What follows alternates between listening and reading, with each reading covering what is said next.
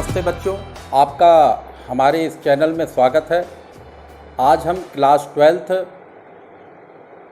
Chapter वैद्युत विभव तथा धारिता में लेक्चर 4 स्टार्ट या शुरू करने जा रहे हैं।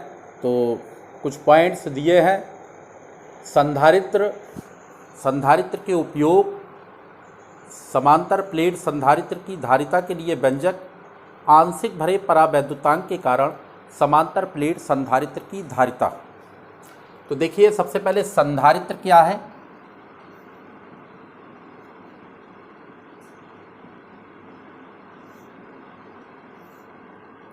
देखिए, जब किसी चालक को आवेशित करते हैं तो इसके विभव में वृद्धि होती है।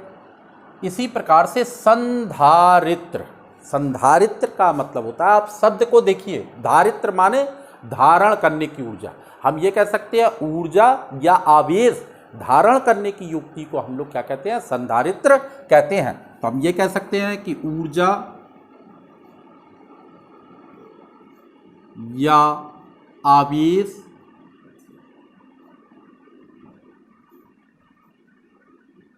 धारण करने की युक्ति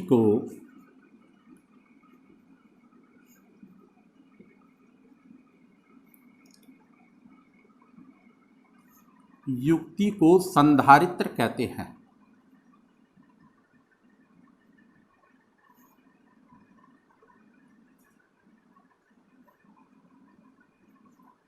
देखिए, संधारित्र में दो प्लेटें होती हैं। इसी को हम लोग समांतर प्लेट भी कहते हैं। ये प्लस क्यू आवेश, ये माइनस क्यू आवेश। प्लेटों पर उपस्थित आवेश क्यू है। अगर ये परावैद्युतांक भरा है तो परावैद्युतांक है। इन प्लेटों के बीच की दूरी क्या है, डी है। तो हम ये भी कह सकते हैं कि संधारित्र में दो प्लेटें होती हैं।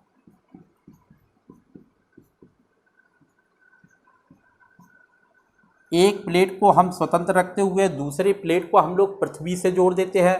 प्लेटों के बीच की दूरी क्या है, डी है। इस युक्ति को भी हम लोग क्या कहते हैं, संधारित्र कहते हैं। दूसरा पॉइंट है हमारा संधारित्र के उपयोग।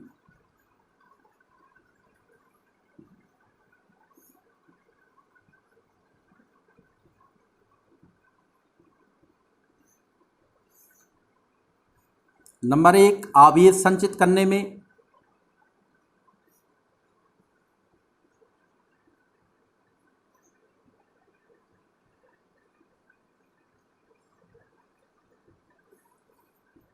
ऊर्जा संचित करने में।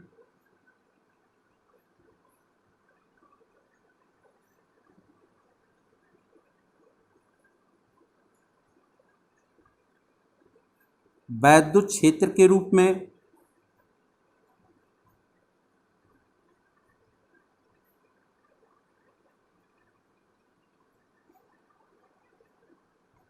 तो देखिए, आवेश संचित करने में हम जानते हैं कि संधारित्र का जो आवेश होता है वो प्लेटों पर संचित होता है। पहले पॉइंट में हम लिख सकते हैं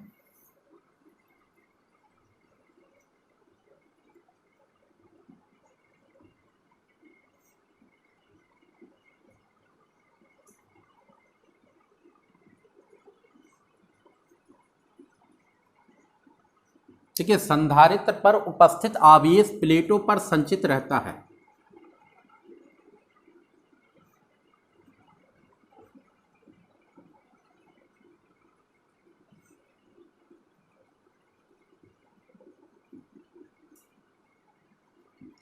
दूसरा आप देखिए, ऊर्जा संचित करने में। तो हम जानते हैं कि जो ऊर्जा होती है वो प्लेटों के बीच स्थित माध्यम में संचित होती है। कहते हैं कि संधारित्र में ऊर्जा प्लेटों के बीच स्थित माध्यम में होती है।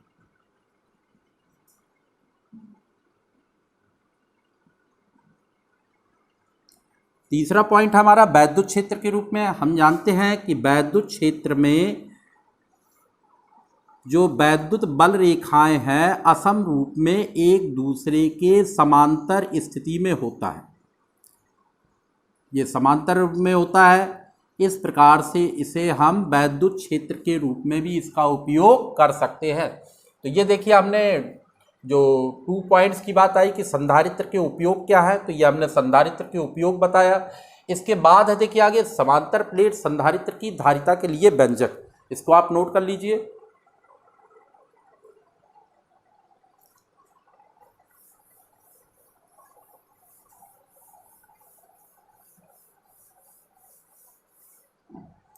देखिए इसके बाद हमारा तीसरा पॉइंट्स है कि समांतर प्लेट संधारित्र की धारिता के लिए व्यंजक।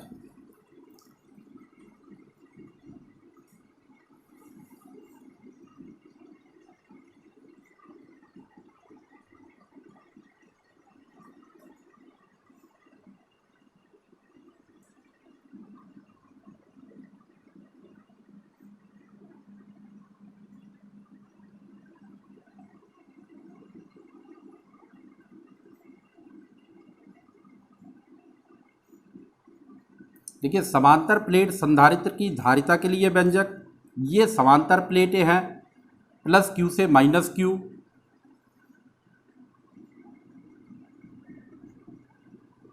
इन प्लेटों के बीच की दूरी क्या है d, ये माइनस क्यू आवेश है, परावैद्युतांक भरा हुआ है, इसको हमने पृथ्वी के साथ जोड़ दिया है। हम लिख सकते हैं प्लेटों का अनुप्रस्थ क्षेत्रफल बराबर कैपिटल ए, प्लेटों पर उपस्थित आवेश बराबर क्यू। ये प्लेटों पर उपस्थित आवेश है कि प्लेटों पर उपस्थित आवेश क्या है क्यू है। तो हम प्लेटों पर उपस्थित वैद्युत क्षेत्र निकाल लेंगे।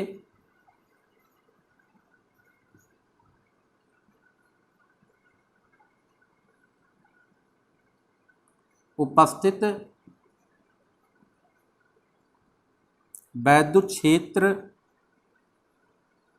E बराबर सिग्मा अपान के एप्सिलॉन नॉट। चूँकि हम जानते हैं कि जो इसका पृष्ठ घनत्व है सिग्मा किसके बराबर होता है क्यू अपान ए के, ये सिग्मा किसके बराबर होता है क्यू अपान ए के। तो हम यहाँ पर क्यू अपान ए लिख सकते हैं सिग्मा के स्थान पर। तो प्लेटों पर उपस्थित वैद्युत क्षेत्र क्या हो जाएगा ई बराबर क्यू अपान के एप्सिलॉन नॉट ए। प्लेटों के बीच वैद्युत विभव निकाल लेंगे। इसका विभव क्या है, प्लेटों पर उपस्थित विभवांतर क्या है v है, ठीक है। प्लेटों के बीच की दूरी की d है, तो प्लेटों पर ये वैद्युत क्षेत्र E का मान क्या हो जाएगा v अपान d। तो v बराबर क्या हो जाएगा E इंटू डी। समीकरण इसमें हम देखिए समीकरण 1 लिख लेंगे और लिखेंगे समीकरण 1 में E का मान रखने पर, तो देखिए मान रखे देते हैं v बराबर E का मान क्या है देखिए q अपान के एप्सिलॉन नॉट ए, ये के एप्सिलॉन नॉट ए इंटू डी। ये v बराबर आ गया देखिए आप q अपान के एप्सिलॉन नॉट ए इंटू डी, ये v का मान आ गया। और इस v का मान समीकरण 1 में रखते हैं हम, तो लिख देंगे हम v का मान समीकरण 1 में रखने पर, तो v बराबर क्या हो जाएगा देखिए इसका v का मान रख देंगे हम। अच्छा v का मान, तो ये v का मान है, तो यहाँ पर हमें धारिता निकालना है। देखिए यहाँ पर हमारा जो है समांतर प्लेट संधारित्र की धारिता के लिए व्यंजक, तो चूंकि हमें ये मालूम है कि धारिता C बराबर किसके होता है Q अपान V के, और ये समीकरण हम 2 ले लेंगे और इस समीकरण में V का मान रखेंगे। तो लिखेंगे V का मान समीकरण 2 में रखने पर,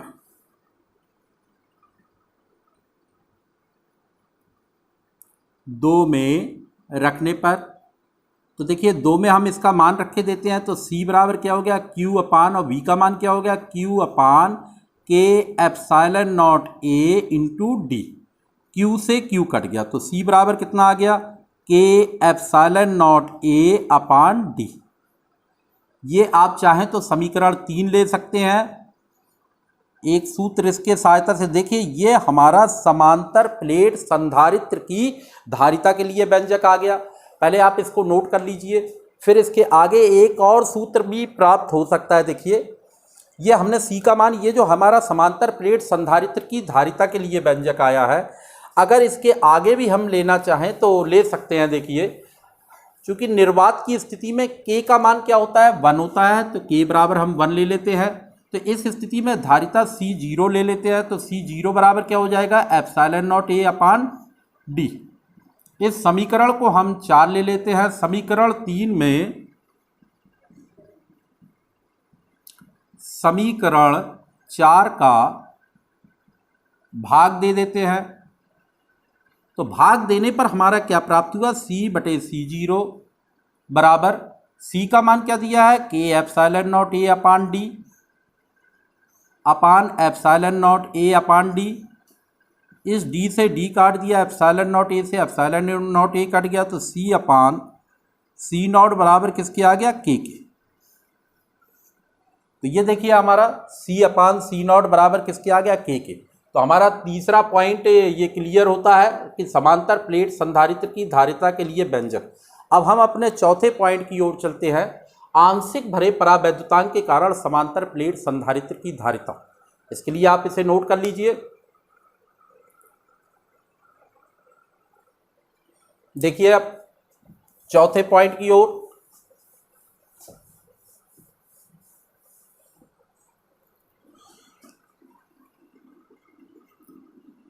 आंशिक भरे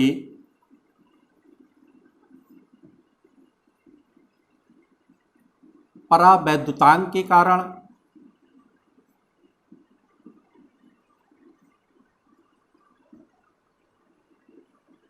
समांतर प्लेट संधारित्र की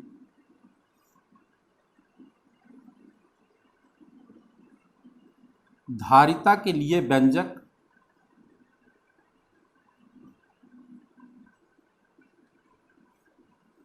देखिए यहाँ पर ये हम समांतर प्लेट बना लेंगे। समांतर प्लेट में ये प्लस Q आवेश है, ये माइनस Q आवेश है।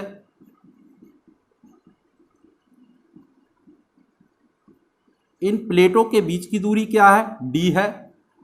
अब यहाँ पर आंशिक हमने कहा, देखिए यहाँ पर आंशिक, ये आंशिक है, तो हमने आंशिक रूप से परावैद्युतांक की पट्टी भर देते हैं। ये हमने आंशिक परावैद्युतांक की पट्टी भर दी है। इस पट्टी की मोटाई हमने T ले ली है।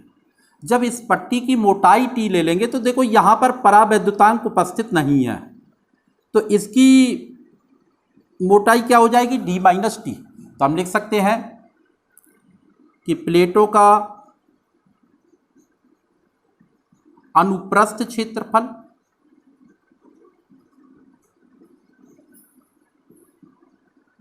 बराबर कैपिटल A, ये हमने ले दिया। वायु पट्टी की मोटाई, वायु पट्टी की मोटाई बराबर D माइनस टी। अब यहाँ पर देखिए पहले परावैद्युतांक की अनुपस्थिति में हम वैद्युत क्षेत्र ले लेंगे। तो देखिए लिखते हैं परावैद्युतांक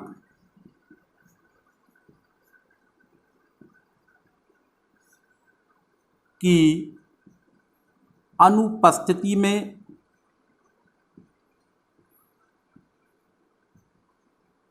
वैद्युत क्षेत्र E1 बराबर क्या हो जाएगा, सिग्मा अपान एप्सिलॉन नॉट। देखिए परावैद्युतांक की अनुपस्थिति में है तो हमने K नहीं लिया, इस सिग्मा को हम Q लिख सकते हैं, तो Q upon A epsilon not. ये हमें मालूम है कि सिग्मा किसके बराबर होता है, पृष्ठ घनत्व Q अपान A की। तो यहाँ पर हमने परावैद्युतांक की अनुपस्थिति में लिया है। अब परावैद्युतांक की उपस्थिति में भी ले लेते हैं। यहाँ पर परावैद्युतांक की उपस्थिति में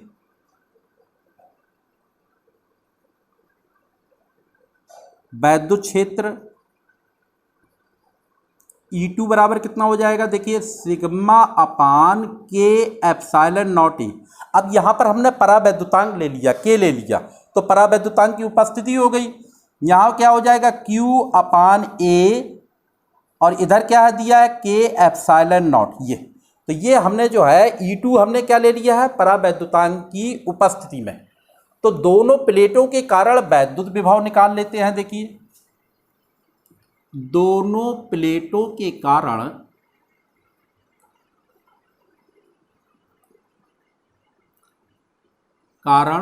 वैद्युत विभव, देखिए वैद्युत विभव क्या हो जाएगा, V बराबर E1। E1 किस स्थिति में है, देखिए परावैद्युतांक की अनुपस्थिति में, तो D माइनस टी कर दिया, यही तो है हमारा। और प्लस E2 क्या हो जाएगा, परावैद्युतांक की उपस्थिति में, तो परावैद्युतांक की उपस्थिति में टी कर दिया हमने। ये E1 और E2 के मान रख देंगे, तो V बराबर क्या हो जाएगा, E1 का मान कितना दिया है, देखिए Q upon epsilon naught A D minus T. इसमें E2 का मान क्या है, Q अपान के एप्सिलॉन नॉट ए इंटू टी। इसमें देखिए कॉमन कितना आ गया, V बराबर Q अपान एप्सिलॉन नॉट ए, ये कॉमन आ गया। बचा कितना इधर पे, देखिए D माइनस टी और प्लस टी अपान के। अब ये हमारा क्या आ गया कि दोनों प्लेटों के कारण वैद्युत विभव आ गया। अब हमारी हेडिंग देखिए, हमारा क्या था उसमें, आंशिक भरे परावैद्युतांक के कारण समांतर प्लेट संधारित्र की धारिता। देखिए ये धारिता अब हमें निकालना है, तो धारिता चूंकि हम जानते हैं कि C बराबर क्या होता है, Q अपान V के। हम इसमें क्या मान रख देंगे, समीकरण इसमें कुछ भी लिख दीजिए एक, और लिख देंगे समीकरण एक में V का मान रखने पर, तो देखिए हम मान रखे देते हैं, तो कितना आ जाएगा, C बराबर Q अपान, और V का मान क्या रखा, Q upon epsilon naught A D minus T plus T upon K. यह आ गया, Q से Q कट गया, तो C का मान कितना आ गया, epsilon naught A upon D minus T और प्लस टी अपान के। ये आपका आंशिक भरे परावैद्युतांक के कारण समांतर प्लेट संधारित्र की धारिता के लिए व्यंजक आया। तो आपने देखिए आज फोर्थ लेक्चर में चारों पॉइंट आपके क्लियर हो गए। अब हम अपने फोर्थ लेक्चर में जो हमने आज पढ़ाया उसका हम रिवीजन करेंगे एक बार, कि आज हमने क्या क्या देखा। देखिए रिवीजन करने से एक हमारे दिमाग में जो भी कॉन्सेप्ट होते हैं वो सब क्लियर हो जाते हैं कि हमने क्या आज देखा। तो इसमें देखिए सबसे पहला पॉइंट था हमारा संधारित्र। हमने बताया था कि संधारित्र ये संधारित्र मीन्स धारण करने की युक्ति, अर्थात हम कह सकते हैं कि आवेश तथा ऊर्जा धारण करने की युक्ति को ही हम लोग क्या कहते हैं, संधारित्र कहते हैं। संधारित्र के उपयोग में बताया था, पहला आवेश संचित करने में। संधारित्र का आवेश कहाँ संचित रहता है, प्लेटों पर संचित रहता है। फिर हमने दूसरा पॉइंट बताया था संधारित्र में आवेश के बाद ऊर्जा। संधारित्र में जो ऊर्जा होती है वो प्लेटों के बीच स्थित माध्यम में संचित रहती है। तीसरा हमारा पॉइंट्स है वैद्युत क्षेत्र के रूप में। हम जानते हैं कि वैद्युत क्षेत्र में जो वैद्युत बल रेखाएं होती है वो परस्पर समांतर होती है। इस प्रकार से इसे हम कहते हैं वैद्युत क्षेत्र के रूप में भी इसको हम मतलब जो है संचित के रूप में मानते हैं। तीसरा हमारा समांतर प्लेट संधारित्र की धारिता के लिए व्यंजक, और समांतर प्लेट संधारित्र की धारिता के लिए हमने व्यंजक क्या निकाला था, के epsilon not upon A into D. तो ये हमारा समांतर प्लेट संधारित्र की धारिता के लिए व्यंजक था। C अपान C0 बराबर के रूप में भी था। ये C क्या था, परावैद्युतांक की स्थिति में धारिता है। C0 क्या है, परावैद्युतांक की अनुपस्थिति में धारिता है। तो ये हमने संधारित्र इसके लिए निकाला था। आंशिक भरे परावैद्युतांक के लिए धारिता C बराबर क्या था, epsilon naught A upon D minus T plus T upon K. तो ये हमने आंशिक भरे परावैद्युतांक की धारिता के लिए भी व्यंजक निकाला था। तो इस प्रकार से हमने आज चैप्टर 2 में हमने ये अपना लेक्चर 4 को रिवाइज किया। तो अगर आप लोगों को वीडियोस पसंद आए तो लाइक तथा शेयर कीजिए और हमारे चैनल को सब्सक्राइब कीजिए।